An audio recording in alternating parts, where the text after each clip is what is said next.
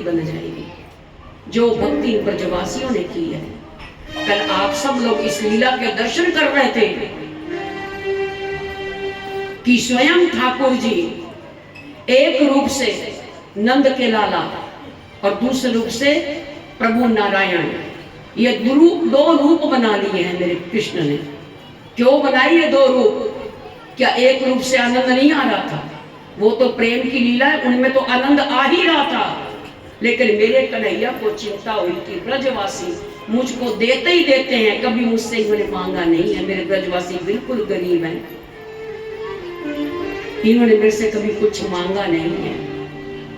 तो इस ब्रजवासियों के ऋण से पूर्ण होना चाह रहे मेरे कन्हैया।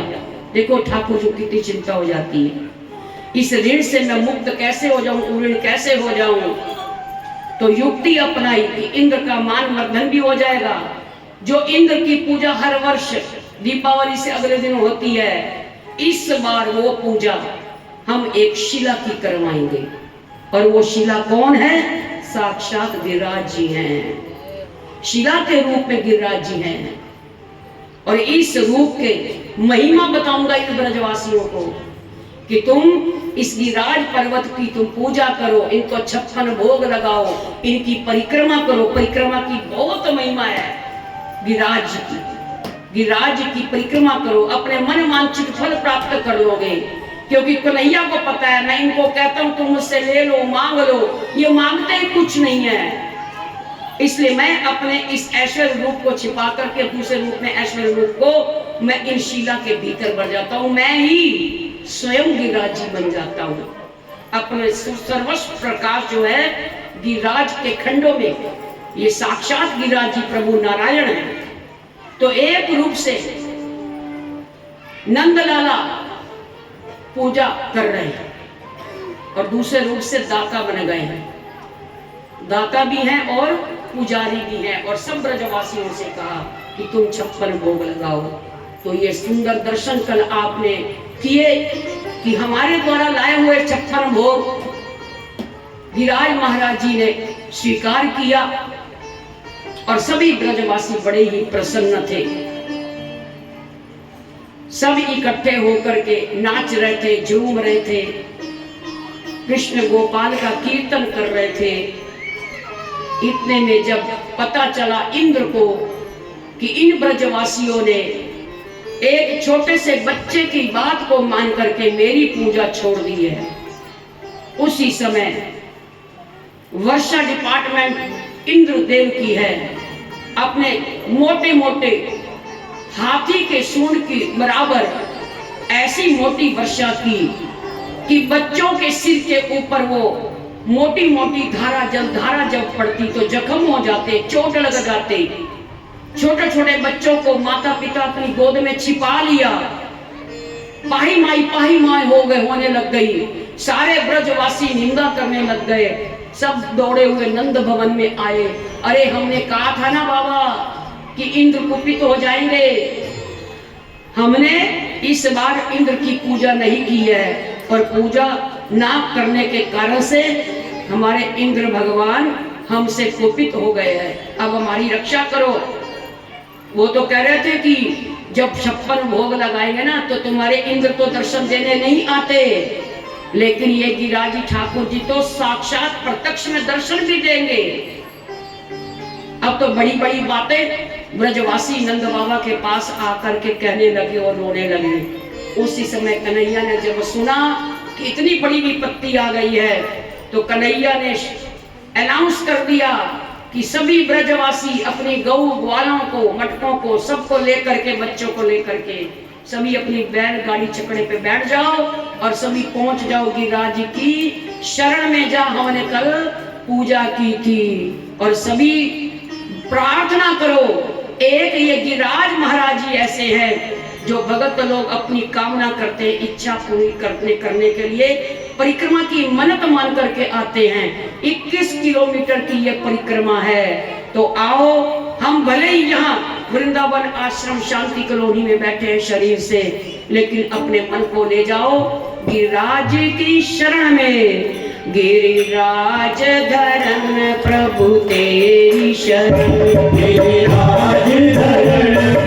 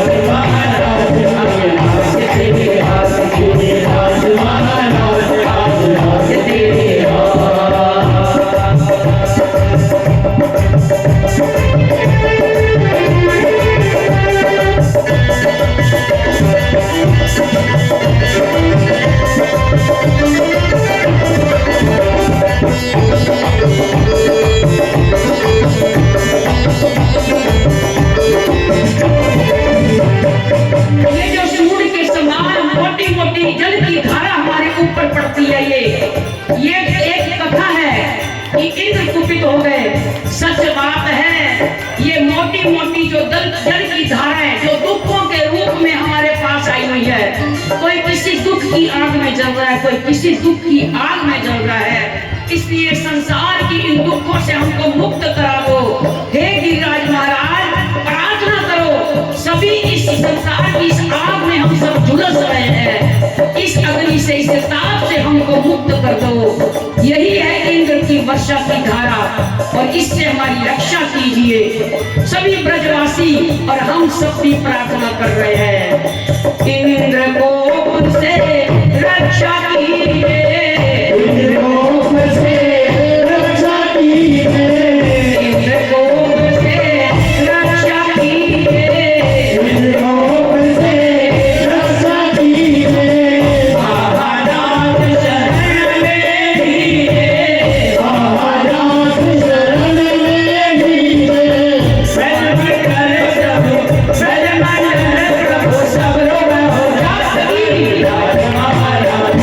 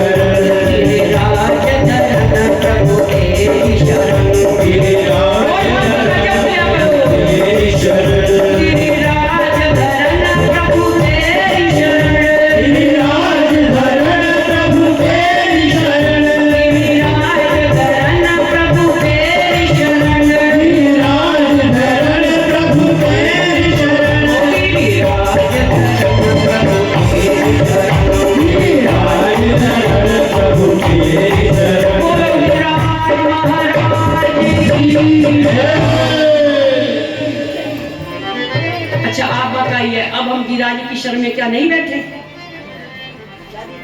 मेरा तन और मन बन गया वृंदावन। हम जहां भी बैठे हैं, अपने घर में हैं, कहीं भी हैं, तो वही उस स्थान को हम वृंदावन बना लेंगे।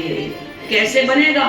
इसी प्रकार से सत्संग करते रहो, कथाओं का संग करो, प्रभु के नाम का जप करते रहो, सब साधनाओं को करते हुए फिर बस हमारा हृदय भी गाएगा कि मेरा तन मन बन गया वृंदावन, दिल के आसन पर बैठे हैं राधा रमन। अनेकों इस ब्रज की लीलाएं हुई हैं, कहीं चोरी लीला करके चोर कहलाए हैं, वहां पर भी गोपियों को कितना रिझाया है। अब आगे लीलाओं का तो हम श्रवण नहीं करेंगे। चोर चोर का सारे ब्रज में आज मचा है शोर, चोर चोर का सारे ब्रज में आज मचा है शोर। कृष्ण कन्हैया नंद लाला बन गया भक्त चोर, चोर का सारे ब्रज में आज मचा है शोर, कृष्ण कन्हैया सारे ब्रज में आज मचा है शोर, कृष्ण कन्हैया नंद लाला बन गया भक्त चोर, चोर का सारे ब्रज में आज मचा है शोर, कृष्ण कन्हैया नंद लाला बन गया भक्त चोर।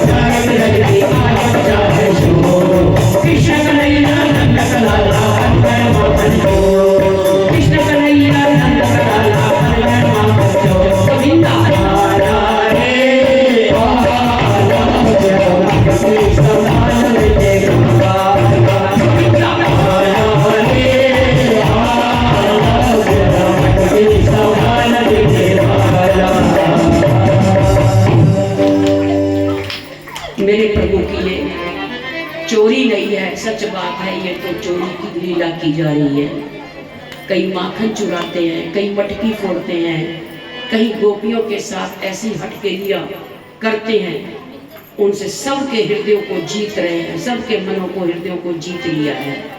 और कृष्ण जब दर्शन कृष्ण के नहीं होते तो गोपियां बड़ी व्याकुल हो जाती हैं और शिकायत के बहाने यशोदा के आंगन में पहुंच जाती हैं। यशोदे, तेरे कन्हैया को हमने वहां देखा। कहाँ देखा? मेरी मटकी फोड़ दी।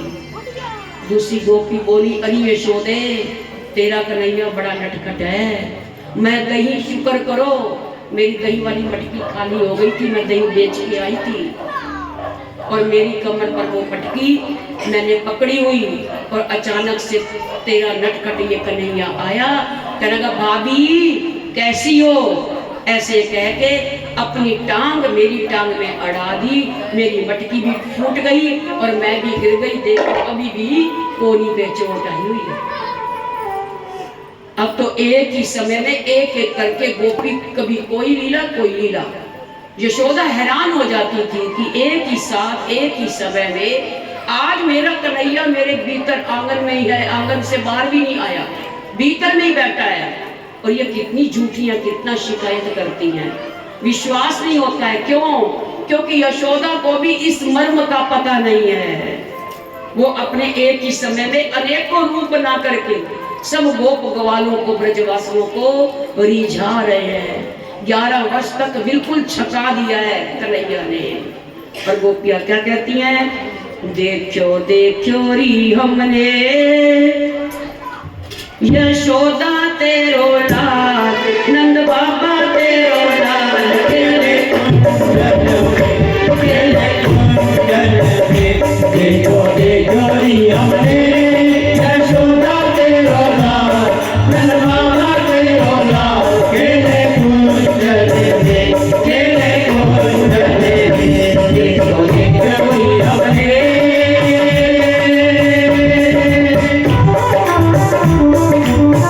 देखो री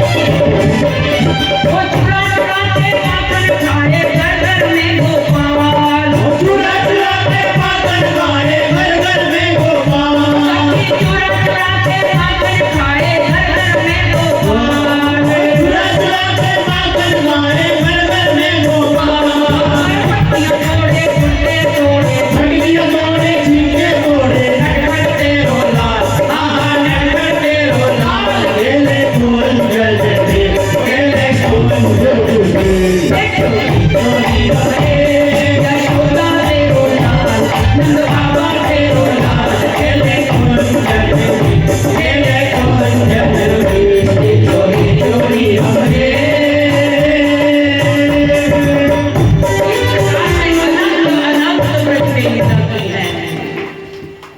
कथाएं तो अनंत हैं और हर लीला को नहीं सुनाया जा सकता, समय कम हो जाता है और अनंत अनंत लीलाएं हैं और कभी भी इस ग्रंथ को हम पूरा सुन ही नहीं सकते हैं।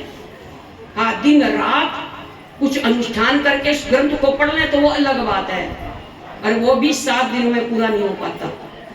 दिन रात बैठेंगे तब, जैसे सुखदेव जी ने कथा सुनी। तो इस प्रकार से मेरे प्रभु की अनंत लीलाएं हैं।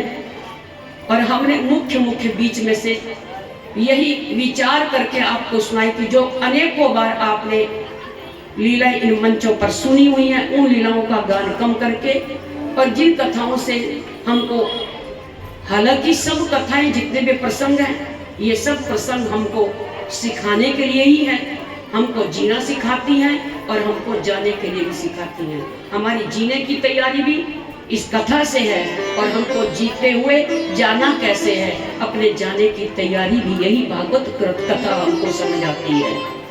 इस प्रकार से अनेक लीलाएं करते हुए कंस के अत्याचार बढ़ते गए। 32 बार राक्षस आए, 32 के 32 राक्षसों का वध मेरे कन्हैया ने कर दिया। अब अंत में तो कंस ने चालाकी की कि अब छल पूर्वक कैसे भी इस नंद के लाला को मैं मथुरा में क्यों ना बुला लूं। ऐसा ही हुआ, अक्रूर को भेजा गया और अक्रूर कृष्ण को, बलराम को लेने के लिए आते हैं कि कंस के यहाँ बड़ी ही सुंदर शिव पूजन है, शिव यज्ञ है। इस बहाने से कृष्ण को बुलाएंगे और इसका वध कर देंगे, हम मार देंगे। ये कंस की नीति थी। तो इस प्रकार से अक्रूर जी आते हैं और कृष्ण बलराम को लेकर के चले जाते हैं। 11 वर्ष 55 दिन तक जिस ब्रज में इतनी लीलाएं की हैं, जिस कृष्ण के बिना ये ब्रजवासी रह नहीं पाते हैं, बिना दर्शन किए, और एक क्षण का भी दर्शन ना मिले तो गोपियां शिकायत के बहाने, किसी वस्तु के बहाने, किसी न किसी बहाने से नंद के आंगन में आ जाती, क्योंकि हमने उस छोटे से लाला के दर्शन करने हैं। सुबह से लेकर के शाम तक गौए चराने के लिए मेरे कन्हैया जाते। शाम को सब गोपियां इंतजार करती थी कि कन्हैया यहाँ से निकलेंगे, हम उनके दर्शन करेंगे। आज मेरे कन्हैया परसों कह गए हैं, लेकिन बरसों हो गए और ये सब ब्रजवासी व्याकुल हो जाते हैं। छोड़ चला, छोड़ चला, हमें किसके सहारे, तू छोड़ चला, छोड़ चला, छोड़ चला, हमें किसके सहारे, तू छोड़ चला।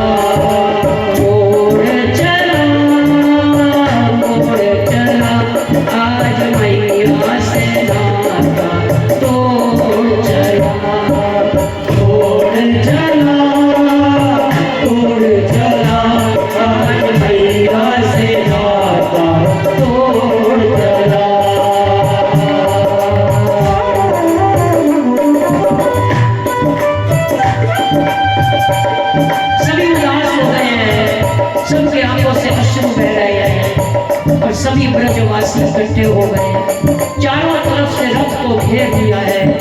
रो रो करके गोपियां कह रही हैं, ब्रजवासी कह रहे हैं, आज हमको नाला धोखा दे करके चले गए। यशोदा भी कह रही है, 12 बरस जिसे दिल से लगाया, आज हुआ है वो पल में पराया, आज हुआ है वो पल में पराया।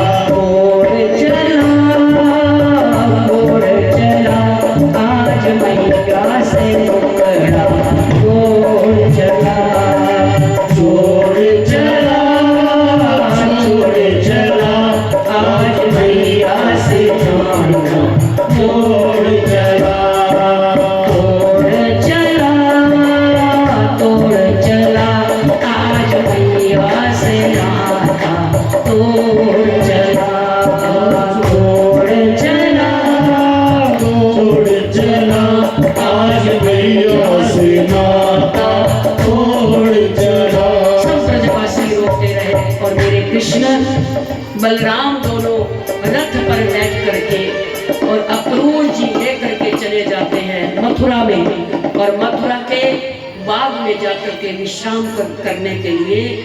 और इधर से कुछ ग्वाल बाल नंद बाबा पहुंच जाते हैं वही उस स्थान पर जहां अक्रूर जी ने राम बलराम को बाग में छोड़ा है कि आज की रात्रि यहाँ पर बिताओ और अगले दिन हम कंस के उस यज्ञ में जाएंगे, प्रवेश करेंगे उनके प्रांगण में। अक्रूर जी मथुरा में जाकर के कंस को सूचना दे देते हैं कि मैं कृष्ण बलराम को लेकर के आया हूँ। और इधर कन्हैया के मन में आया कि इतने बड़े हम हो गए तो चलो भैया, बलदाऊ भैया से कहा कि चलो भैया आज मथुरा शहर के दर्शन करते हैं, कभी हमने किसी नगर शहर के दर्शन नहीं किए हैं, तो बाबा से पूछ लो, आज्ञा दे लो। तो नंद बाबा से कहा, तो नंद बाबा ने पहले तो मना किया, तुमको पता नहीं है कितना दुष्ट है ये कंस, कितनी बार तुम मरते मरते बचे हो और तुमको जाना नहीं चाहिए। अगर तुम नहीं मानते हो तो कन्हैया सुन लो, ये ब्रज नहीं है जो ब्रज में तुम गोपियों और ब्रजवासियों के साथ तुमने जो उद्यम मचाई और तुमसे वो सब ब्रजवासी प्यार करते हैं। यहाँ पर तुमको कोई भी प्यार नहीं करेगा, छेड़ाखानी नहीं करनी, बाजार तो देखो, शहर तो देखो, लेकिन बिल्कुल शांत रहना, कुछ नहीं करना। कन्हैया बोले हाँ ठीक है, बलदाऊ भैया भी मेरे साथ है, हम बिल्कुल शांत रहेंगे और हम बाजार के दर्शन कराते हैं, शहर के दर्शन कराते हैं। और अब सभी ग्वाल बालों के साथ राम और बलराम दोनों अर्थात कृष्ण और बलदाऊ चलते हैं और पीछे पीछे ग्वाल बाल, और सभी कह रहे हैं मथुरा नगरिया कमाल की, जय बोलो गोपाल की, मथुरा नगरिया कमाल की, जय बोलो गोपाल की। हाथी घोड़ा पाल की जय कन्हैया लाल की, हाथी घोड़ा पाल की जय कन्हैया लाल की, और हाथी घोड़ा पाल की जय कन्हैया लाल की, हाथी घोड़ा पाल की जय कन्हैया लाल की। ओ मथुरा नगरिया कमाल की, जय मथुरा नगरिया कमाल की, बोलो गोपाल की।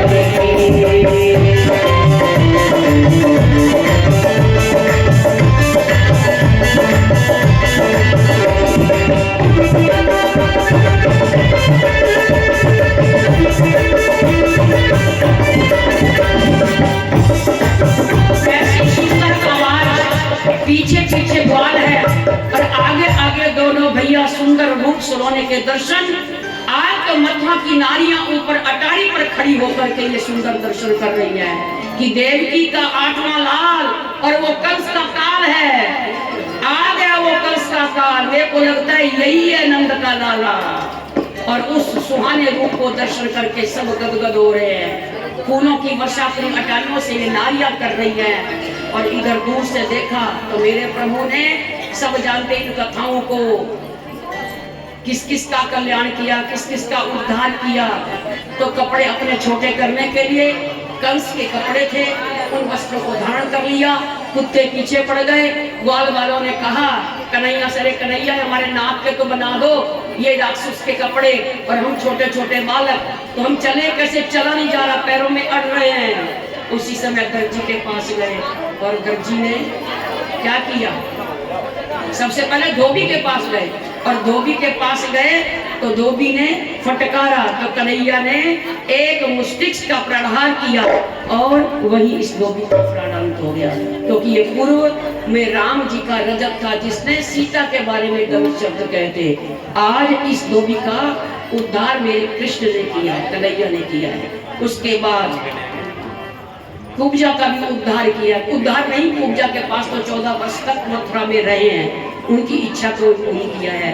अब पहुंच गए कहाँ, अब पहुंचे हैं कंस के उस यज्ञ में। और देखते ही देखते उन्होंने पहले कहा बालकों ने कि हम शिव के उपासक हैं, हम शिव जी के दर्शन करना चाहते हैं। तो 10,000 सैनिक खड़े थे जिसकी सुरक्षा के लिए वो सेनानी सोचने लगी छोटे छोटे बालक इस धनुष का क्या कर लेंगे, क्या बिगाड़ेंगे। लेकिन देखते ही देखते राम और बलराम भीतर जाते हैं किसी भी तरीके, और उस धनुष को पकड़ा और दो टुकड़े कर दिए। खबर मिली, समाचार मिल गया कंस को कि वो दो बालक आए, उन्होंने धनुष को तोड़ दिया है। अब बस इशारा हो गया कंस को कि यही मेरे काल है, यही बालक हमारे मेरे काल है। इसलिए सब की सभा अपनी चंडाल चौकड़ी को इकट्ठा किया, और मेरे प्रभु ने देखते ही देखते कृष्ण बलराम ने छल कौशल चांडूर मुष्टिक इन सब का वध कर दिया। और वध करके दो करके कृष्ण के साथ कुश्ती लड़ रहे हैं, और लड़ते लड़ते इनका वध कर दिया। सिंहासन पर बैठे कंस उन्होंने एक साथ आवाज लगाई, अरे मूर्खो, दो करके क्यों लड़ते हो, एक साथ उठ जाओ, भागो और इन दोनों बालकों के ऊपर झपट के पड़ जाओ, इनका प्राणांत कर दो। लेकिन सब लोग उठे, सभा में जो बैठे थे वो कहाँ गए, कृष्ण बलराम की तरफ नहीं, अपने अपने घर की ओर भागे। जान बचाई, अपने घर को गए बुद्धू। वो कहावत क्या है, याद करा दो ना, घर के बुद्धू घर को जाए। अपने मूर्ख लोग जो होते हैं ना, वो ऐसे ही होते हैं, वापिस ही आते हैं। और इधर अब कंस ऊपर बैठा है, मेरे कन्हैया ने दोनों चरणों को पकड़ा कंस के, कहा कि मामा जी मैं आपके चरणों में प्रणाम करता हूँ, नमन करता हूँ। अब तो आपने मेरे खेल को देख ही लिया होगा। उसी समय दोनों पैरों को पकड़ा, 7 सीढ़ी ऊपर कंस है और ग्राम से नीचे, और ये 7 सीढ़ी ऊपर चढ़ के मेरे कन्हैया छाती के ऊपर छलांग मारते हैं, और एक मुष्टिक का वार किया और कंस का प्रणाम हो गया। इस प्रकार से कंस का वध किया। मेरे प्रभु की अनेक लीलाएं हैं। अब अगली लीला में हम प्रवेश करेंगे, यद्यपि बीच की लीलाएं बहुत हैं। कैसे ठाकुर जी फिर मथुरा में रहे। मथुरा में जब पता चला जरासंध को कि मेरी पुत्री अस्थि और प्राप्ति, जो कंस की दो पत्नियां थी, कृष्ण की 2 मामियां, कृष्ण को मालूम था जब जरासंध को पता चलेगा तो अवश्य ही हमको हमारे साथ ये वध करने के लिए आएगा। ऐसा ही हुआ, 17 बार 21 अक्षौणी लेकर के वध किया है, और हर बार जरासंध को बचा देते और उसकी सेना का खात्मा अकेले ही कन्हैया कृष्ण और बलराम कर देते। बाद में तो ये धौल पर्वत पर जाते हैं मुचकुंद का उद्धार करने के लिए, कालीवर का भी कल्याण करना है, और मुचकुंद सोए हुए हैं जो अब आने वाले इस युग में आगे जो मुचकुंद फिर हुए नरसिंह भगत के रूप में आए हैं, भगवान से वरदान प्राप्त किया है, भगवान के दर्शन इस मानधाता के पुत्र मुचकुंद ने किए हैं, और कालिये वन का वध किया है। और धौल पर्वत में जब ऊपर चढ़ गए तो सारी सेना जो जरासंध की, उन्होंने सोचा कि ये सारे बालक ये अब पता नहीं कहाँ हैं। चारों तरफ उस धौल पर्वत की, धौलगिरी पर्वत की अग्नि लगा दी चारों तरफ, और धू अग्नि जलने लग गई। जरासंध के सैनिक ने सोचा कि अब तो ये दोनों बालक मर ही गए होंगे, जल करके मर गए होंगे, लेकिन मरे नहीं थे। कई हजार किलोमीटर राम और बलराम उस धौल पर्वत से छलांग लगाई, और कहाँ पहुंच गए, समुद्र के किनारे। कहाँ,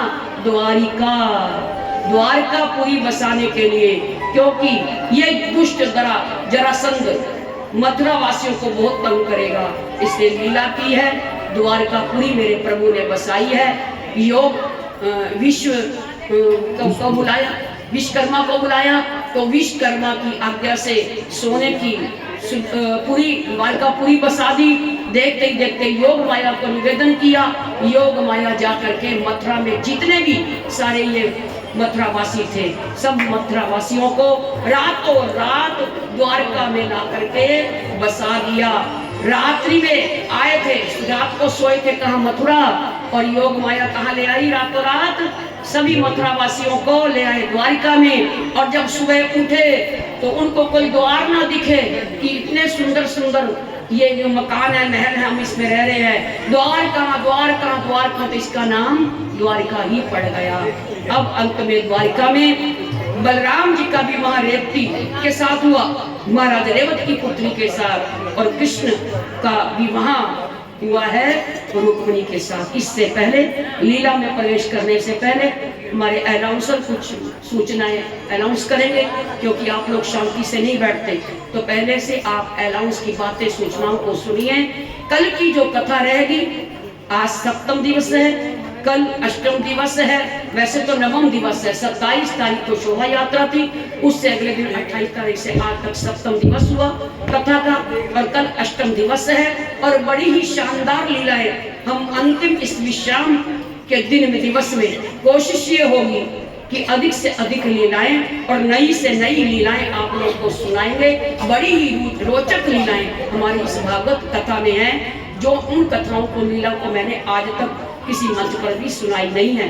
यद्यपि आपने सुनी होगी, लेकिन हमने इस मुख से सुनाई नहीं है। इसलिए आप कल समय का ध्यान रखें। ठीक 11 बजे सत्संग प्रारंभ हो जाएगा और 1 बजे कथा का विश्राम दिया जाएगा। महाराज परीक्षित की विदाई होगी, सुखदेव जी भी वहां से चले जाएंगे। इसलिए कल आप बड़ी श्रद्धा से, निष्ठा से, तिल फूल लेकर के, क्यों, कथा की दक्षिणा क्या है हमारी, तो ये भी सुन लो। कथा की दक्षिणा रहेगी कि जो लोग नाम जप नहीं करते, जो भजन नहीं करते, हम कृपया निवेदन करते हैं आप सब लोग भजन में लग जाइए, आप सब लोग नाम जप कीजिए। जिसके पास माला नहीं है, कल आप पहले आकर के माधव शर्मा जी से माला लेंगे, जोड़ी लेंगे, और माला करनी हम आपको सिखाएंगे और आपको फिर कल नियम देंगे। जो नए नियम वाले हैं वो कल नियम उनको भी दिया जाएगा। जिन्होंने अपने नियम को बढ़ाना है, वो नियम भी आप सब लोगों को, बढ़ाने वाले को बढ़ाया भी जाएगा। बाकी शेष सूचना मैडम देंगे। श्री राधे। दोनों हाथ उठाकर एक बार बोलेंगे, भागवत महापुराण की, मेरे सदगुरु देव भगवान की। सबसे पहले परम श्रद्धेय साध्वी उषा दीदी को मेरा कोटि कोटि नमन, और यहाँ सभी बैठे भक्तों को मेरी राधे राधे। आप सभी भक्त जो 7 दिन से इस दिव्य और मोक्षदायिनी कथा का श्रवण कर रहे हैं, आप सभी सौभाग्यशाली हैं। आज हमारे लिए बहुत ही सौभाग्य का विषय है कि हमारी परम श्रद्धेय